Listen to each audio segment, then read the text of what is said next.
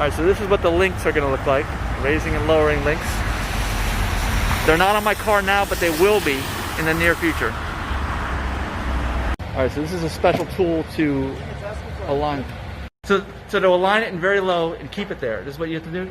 Trick it open? To keep it in very low? Yeah, well, I see it should be in very low now, right? I think it is. Yeah, it is. Okay. Low. But this thing lets you roll it. Is that what this does? You can roll the car? Yeah, he got it. No, to keep it on very low, yeah, and without any like adjustments, yes, you have to put it in jack mode as well. Oh, you do? Okay, yeah. Okay. And then to keep it in neutral, like how we have it right now, yeah, you have to have the seatbelt plugged in. Oh, like someone's there? Yeah. Okay. You step on the brake, put it in neutral, and then you pretty much just use anything to trick. Oh, to make sure so it feels the door is closed. Yeah. I got you. You won't be able to close it all the way. Right. It thinks that it's in. That makes sense. I saw you guys doing it before. I was wondering. Thanks. This tool is what's needed to align the links properly in the back, especially on the passenger side. There's very little clearance. So Don has developed this thing, and I'll have it available to make it for easier alignment. Going back up again. Quick, summary, kind of like what we were just talking about. Yeah. What brought you here? What was your previous experience with the adjustable bushings? Yep.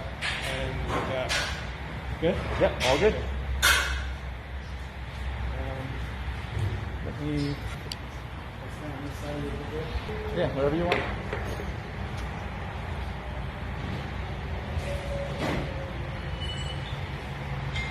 All right, we are here today at 714 Tires with Mike Young from digitalnomad.net.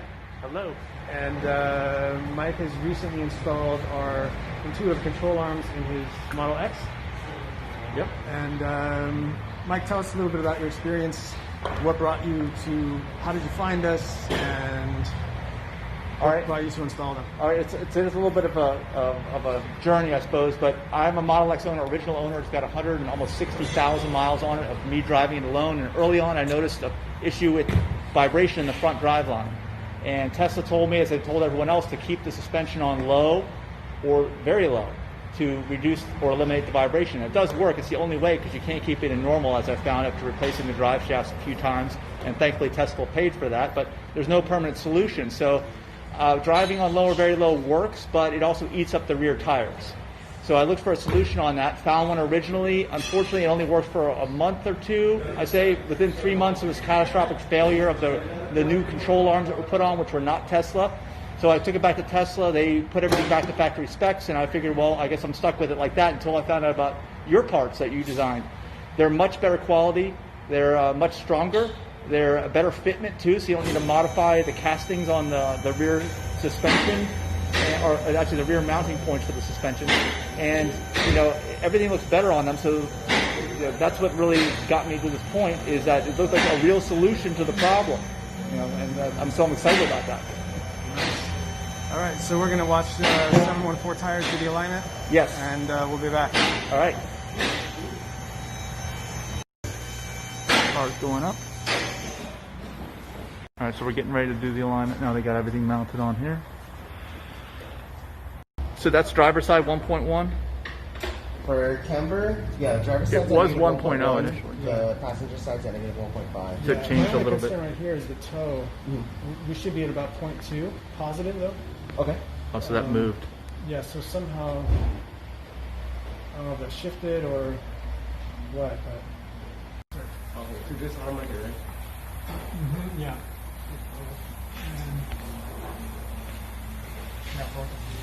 Passenger side rear tire. They have the same. It takes the same adjuster.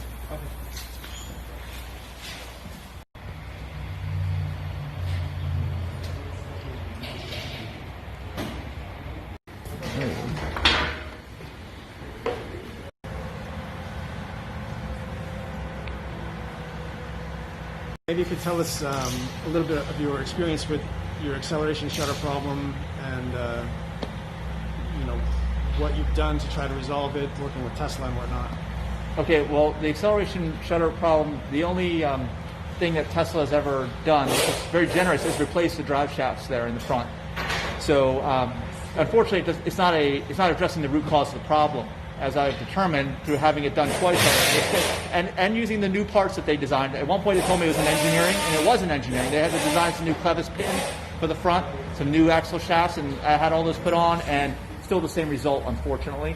So just through process of elimination and my own just general knowledge of driving the car for 150,000 miles, it was obvious to me that there's something wrong with the angles of these drive shafts, right? So the minute I step on the accelerator hard and I'm at a high position, I feel a vibration.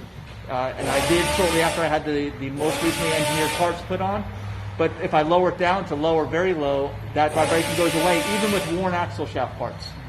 But if I was to get new axle shaft parts put on now, I could drive it in very high for a period of time before they wore down and end up being in the same position now. So the only solution is to keep it low all the time. And so then what is the problem with just setting your suspension to low and driving it in a low position? As I found, I've learned about alignment, there is no adjustment in the rear camber, and the rear camber is set to negative even in the normal position. So when you have negative camber, it's not adjustable, and then you lower it even more, typically the wheel might be out a little bit like this, angled instead of straight up and down. Negative camber is a little bit of angled out, so you can't see the wear on the inner tire edge. But then when you drop the suspension, it goes even more camber down. So you basically eat up the insides of your tires in the back. You don't get the rated life out of your tires, and potentially if you're not looking and crawling under the car and looking at the inside of your edge, you will blow out a tire and you won't even know why.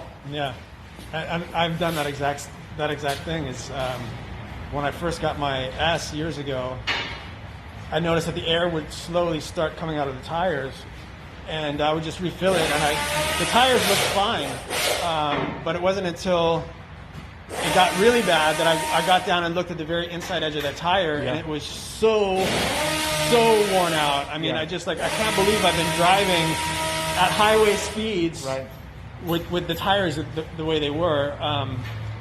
So I mean, and that's how I came up with these arms. Is I started looking into it and seeing that even when you have the toe set correctly, you can't adjust the camber, and if the camber is negative 1.5 or more, you're definitely going to be getting some serious inner tire wear there. Yeah, I'm not an engineer too, but all the stress that's on that inner edge may cause it to fail just because of the stress. Forget the wear part, but I'm not an engineer. But again, something I thought about, probably heats that up and puts a tremendous amount of weight on that edge to wear it down like that. So cool. So we got his arms on here now, and we actually had it aligned before, and Mike's been driving it. How many miles you put on it so far? I'm guessing maybe 1,500 miles since we... Okay, so he's got 1,500 miles on the new arms. He's already gone off-roading with them in Death Valley. Unintentionally, but it did work out that way, and everything's good. Everything's cool. Yeah, because the previous solution I had definitely was not designed for strength, at least not normal types of driving strength, and Don's design intuitive design is much better, like orders of magnitude better, in my opinion. Oh, nice. Thank you very much. Yeah. All right, that's it for now.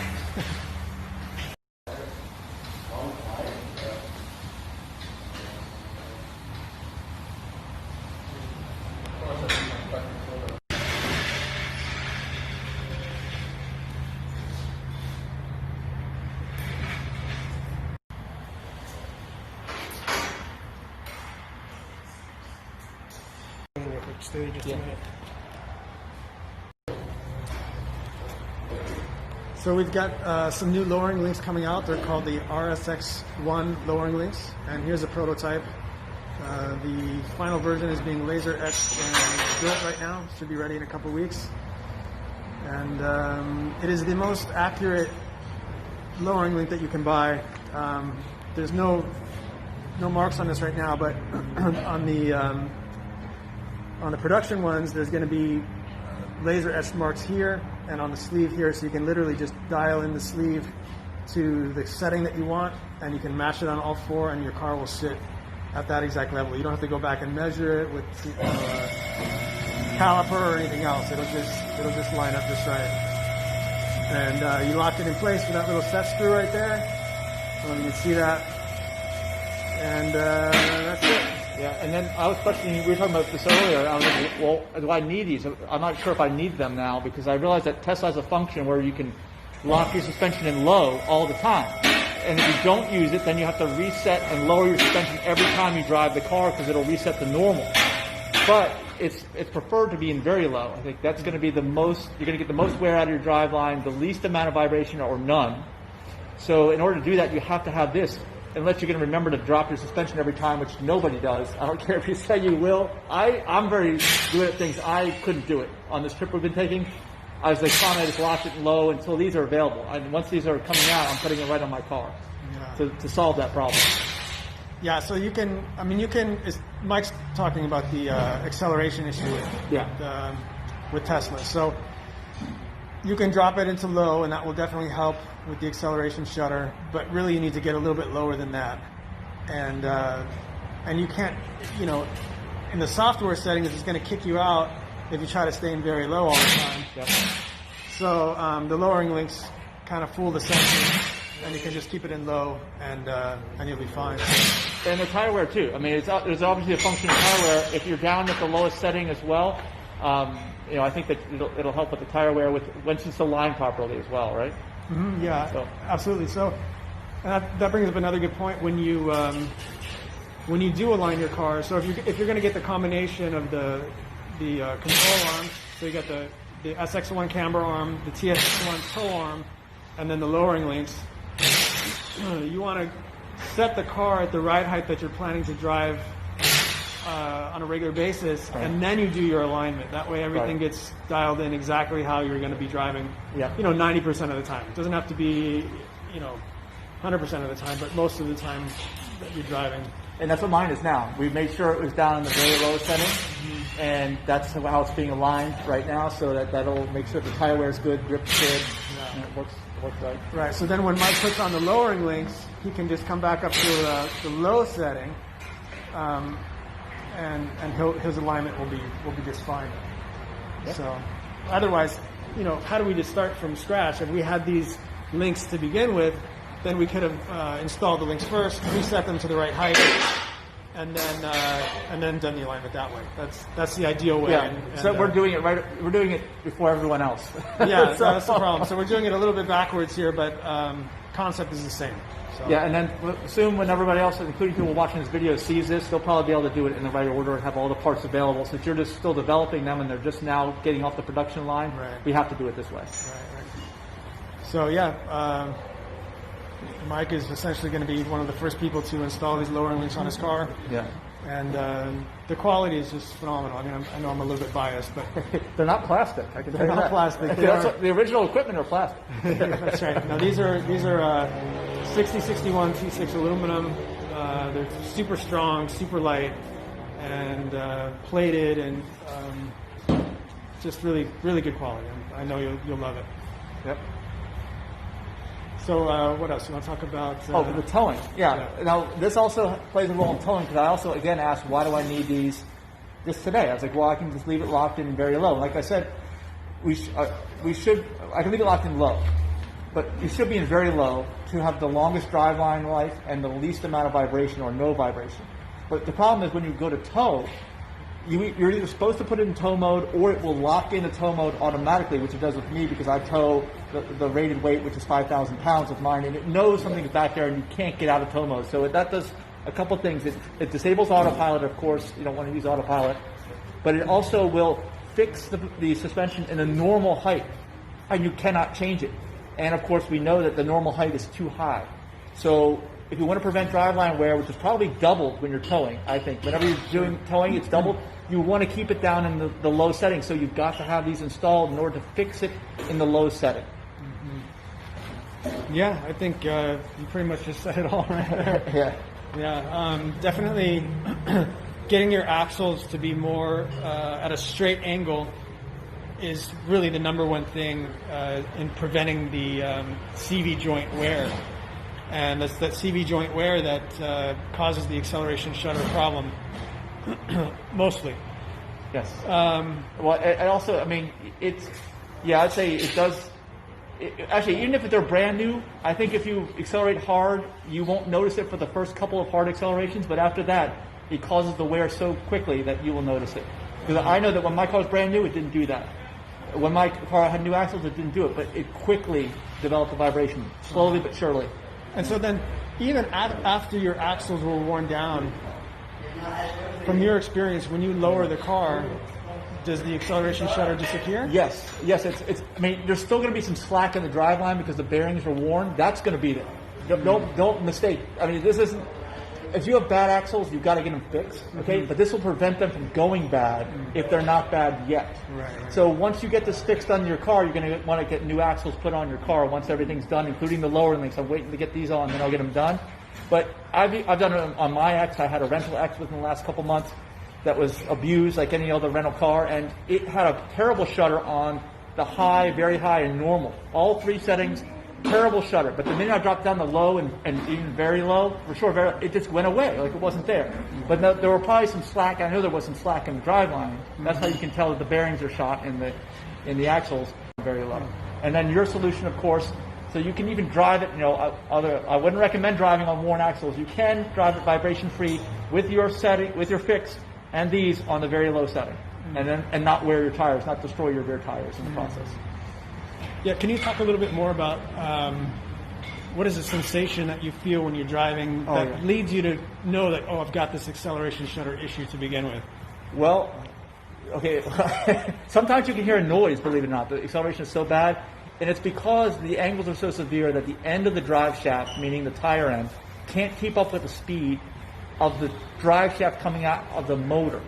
There's a difference in speed. That's what causes the vibration. So you notice it right away. I mean, and you have to floor it to really notice it. If you're a mild driver, like a grandma, granddad, somebody who just really doesn't like to have too much fun driving, let's say that, you may never notice it, okay? You have to get into that accelerator. I'm not to say that I'm an aggressive driver because I'm not, but every once in a while I like to get into the accelerator. I don't like to have the experience of the front end feeling like it's going to vibrate in half and snap in half, because that's what it feels like. And it's a very disconcerting feeling, and the fact that it's considered normal is also concerning to me. But now you have a fix, so that that's where I'm focusing now, is on the fix for the problem. Nice. Yeah. So the fix, the main thing that needs to happen is you need to reduce the angle between the wheel and essentially the transaxle, or whatever you want to call that. And had Tesla started from scratch with the front wheel drive, they could have built it, they could have designed it in a way where there would have been a more straight angle to begin with. But since the front wheel drive part of the vehicle was kind of an afterthought that they came out with. That's right, because based on the S, and the S evolved from an original rear only, right? That's right. It was originally a rear wheel drive vehicle. So then they had to put the motor on top of the rack and pinion and other hardware there. So it naturally put the motor to the transaxle to the wheels at a steeper angle than what would have been ideal. It's all geometry. Yeah, it's honestly not that complicated. So, I mean, the thing is, you either have to drop the motor and transaxle down, which you can't do, or you have to bring the wheels up. But regardless, you've got to have those axles at a more straight angle, or you're going to have this problem. So what our solution does is lowers the vehicle a bit to keep those axles at a straight angle, and this helps to eliminate the premature wear that you would otherwise normally get by driving in standard mode. Yeah. That's basically the premise of how we do things. So some people say, well, I don't really want to drive the car lowered, and I get that, but I think there's some benefits to it as well, because you get improved handling, it's more agile. Yeah. I've experienced that just because I used to drive it on normal all the time, or even a higher setting if I was driving low, because I didn't want to eat my rear tires up. That was the only way to not eat my rear tires up, is to do that. Mm-hmm. And now I'm lower. I definitely feel it's a better sensation. Unfortunately, as an SUV like this is classified, it reduces the ultimate ground clearance of the vehicle, and that's something that will have to be explored over time, because that is a loss for sure. I can't do that, because even if you do it a couple times, I think you will destroy those axles, as I've experienced, very quickly.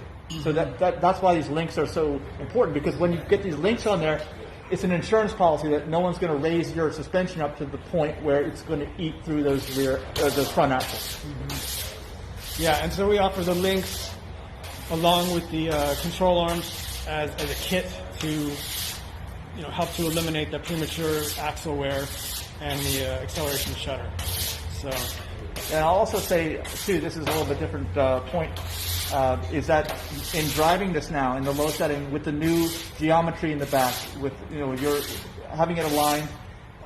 It was mostly aligned. It was a little bit off because you've got the special service tool now to get that fine tuning in there now. But I had almost the full experience, and I can tell you it feels better driving it normally. Now, who would not want this? I could tell you. Well, someone who wanted the ultimate height on their car would not want this. Okay. Right. But you're going to eat through drive axles to pay for that. Yeah. Okay. And then someone who wants to drive like a maniac through corners is not going to want this, because when you have that camber in the back, it will help you, but only in the most extreme cornering where you're about to crash. Okay. And most people don't drive like that, but thankfully, almost no one drives like that. So this was not designed for the average driver. The average driver is just concerned about going in a straight line, taking a few corners, and getting the life out of their tires, and that's me. So I feel that on a normal corner, the car feels actually more secure. That's my experience with it, because I've got a bigger contact patch on that tire in the back. Because the only way you get a big contact patch from stock is if you're throwing it into a corner. Because then you're leaning the whole vehicle over, and it's going to take advantage of that negative camber. Under normal driving, you will never see that. So. Yeah, very good points. Yeah, and see, what else can I say? That's about it, I guess. Yeah, so it feels better, tracks better. I'm very pleased. Nice. Well, I appreciate it, Mike. You've been a great customer to work with, and it's been a good experience, and it's nice to be here with you installing these and getting it aligned. No, take care of it. Okay, and then thank you for developing these parts, because obviously it is an issue. It's a known issue, and it's been kind of mysterious, I'd say, up until this point in time. Because I don't know if anyone ever thought it would be solved. Right. So thanks for taking the time to do this and develop a quality product. Yeah, sure. Yeah. Thank you. Yeah, you're welcome.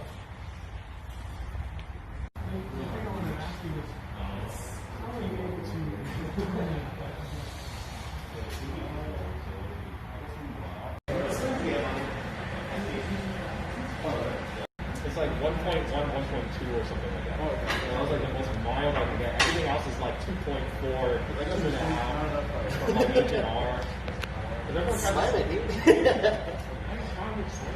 It looks really pedestrian. It's kind of nice because 290 on the freeway. It's like, well, I don't know if you would have to swap over top hats or anything, but I have the STI springs.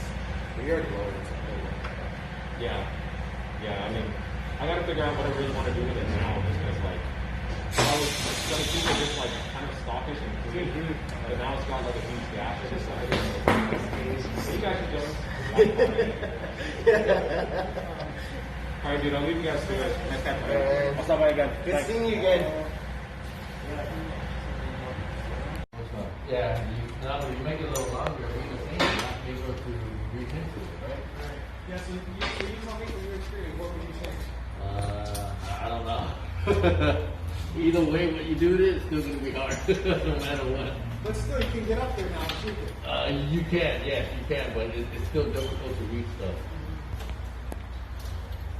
So,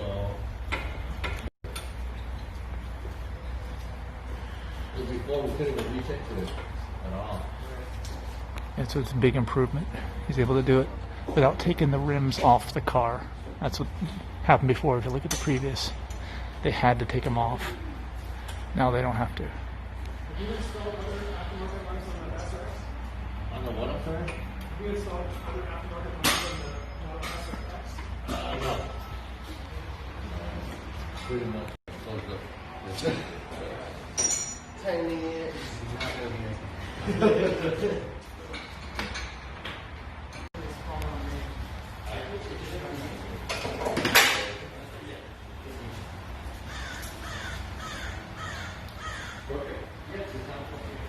All right, here's what the final alignment is. -1 on both sides, toe is green, and then front It'll drive really nice now. And good tire, excellent tire wear, I'd say, in the back.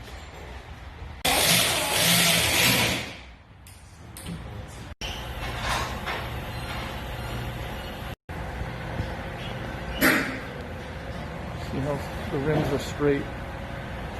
Look over at the side. Great job. Really appreciate it. Oh, you I think